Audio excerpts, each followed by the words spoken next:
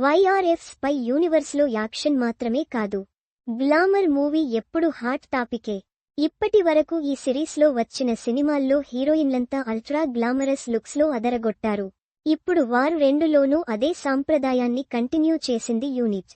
సల్మాన్ ఖాన్ హీరోగా తెరకెక్కిన ఏక్తా టైగర్ సినిమాతో స్పై యూనివర్స్ ప్రారంభమైంది. ఈ సినిమాలో కత్రినా కైఫ్ హీరోయిన్గా కనిపించారు. కథ పరంగా పాకిస్తానీ ఏజెంట్గా కనిపించిన క్యాట్కు ఏక్తా టైగర్తో పాటు టైగర్ జిందాహైలోనూ పెద్దగా గ్లామర్ యాంగిల్ చూపించే ఛాన్స్ దక్కలేదు.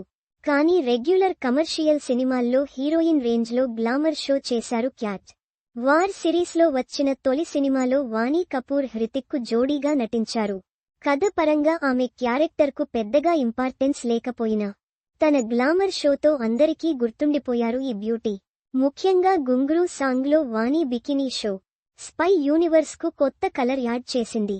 పఠాన్ సినిమాతో స్పై యూనివర్స్లోకి అడుగుపెట్టిన షారూఖ్ కూడా తన సినిమాలో గ్లామర్కి మ్యాక్సిమం స్పేస్ ఇచ్చారు.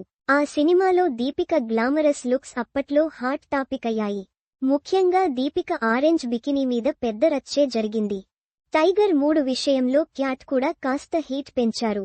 బికినీ రేంజ్లో కాకపోయినా గత 2 చిత్రాలతో పోలిస్తే హట్ అనిపించే రేంజ్లో అదరగొట్టారు. అయితే ఈ సినిమా ప్రేక్షకులను అంతగా మెప్పించలేకపోయింది. ఇప్పుడు ఇదే గ్లామర్ షో సాంప్రదాయాన్ని కంటిన్యూ చేస్తూ వారు 2లో బికినీలో వావ్ అనిపించారు కియారా అద్వానీ. ఇందులో ఆమె తారక్ సరసన కనిపించనున్నారు. ఈ సినిమా ఆగస్టు 14న ప్రేక్షకులను అలరించేందుకు సిద్ధమవుతుంది.